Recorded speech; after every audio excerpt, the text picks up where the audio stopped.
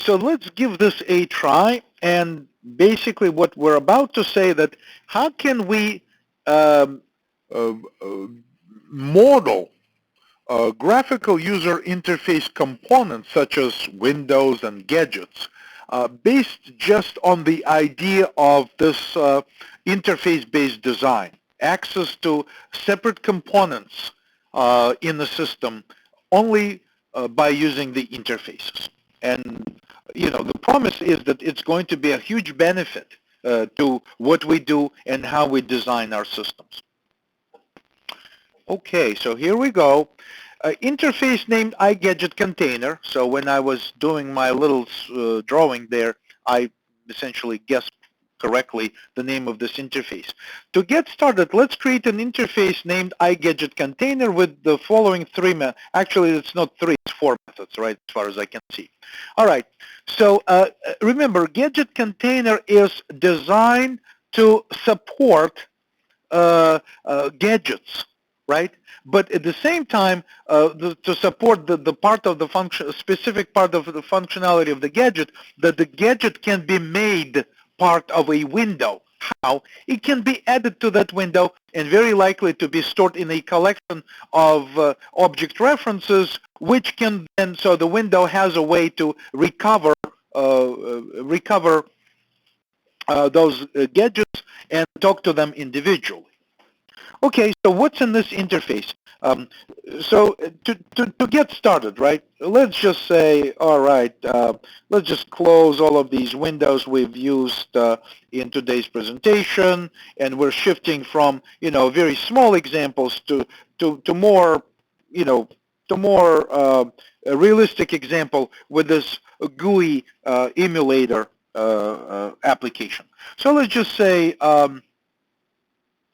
let's take a look at our projects, and I'll just close this one. I really don't like, I don't know what your habit is, but I really don't like too many projects to be open. If I'm not working with them, I typically close them. I just don't like saying too many things. I find those too distracting. So instead, we'll just create new project and have a clean approach to this. So here's our application. All right, so this will be, as far as I can remember, like homework 3 demo, right? Homework 3 demo. And let's see if we can just get started with this a little bit.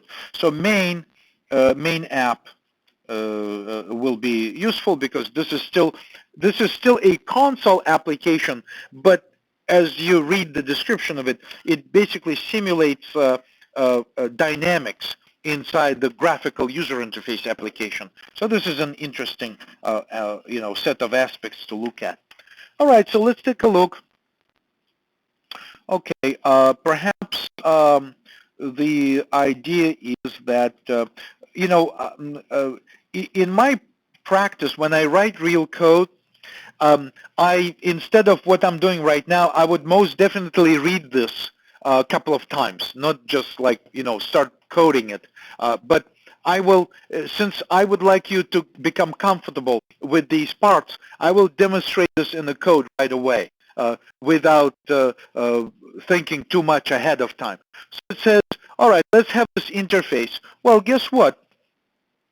Creating an interface is very straightforward and very simple. I just go here prior to creating anything in my application, instead of except having the main method, right? So I can just say new interface. That's easy. You just create a new Java interface. You already know what the interface name should be, and you say sure, go ahead and create it. Right, so I'm not using any documentation or Java doc, so I'll just keep this pretty brief, right? So my habit is to mark interfaces and classes with like this ending comment. And guess what? The assignment says, why don't you do this inside your interface? Copy and paste type of approach. That works, right? We know how to do that.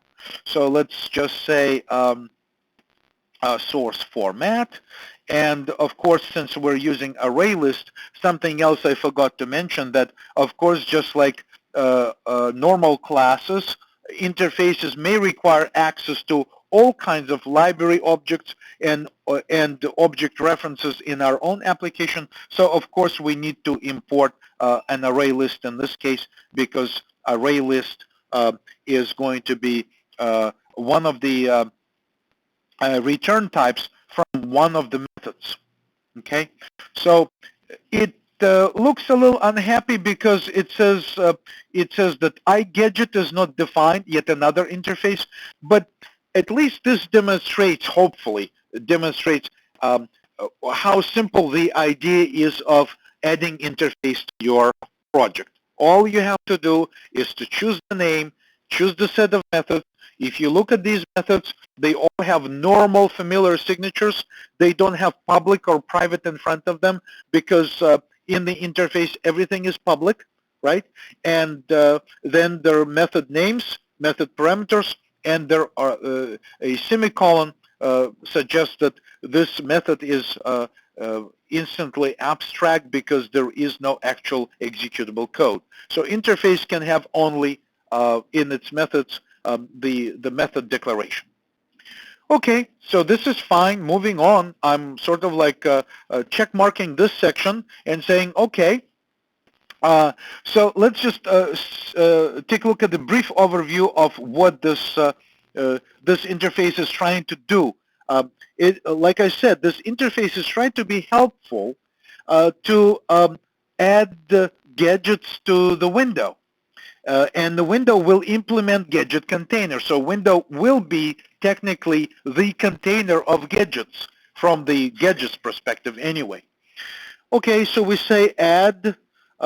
Naturally, adding a gadget will take a gadget interface. Remember, each gadget, the idea is that when we add buttons and text boxes and other types of controls, if we have to, they all will implement gadget interface. Therefore, access to them will be strictly, explicitly only through this particular interface.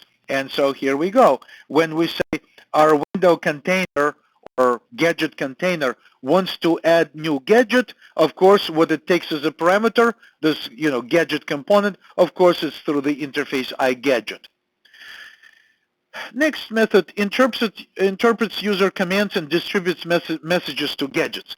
So although we're saying this is going to be a graphical user interface emulator project, what we're going to do here is that we're going to provide a run method which will still execute the console style user interaction, like basically expecting commands from the user.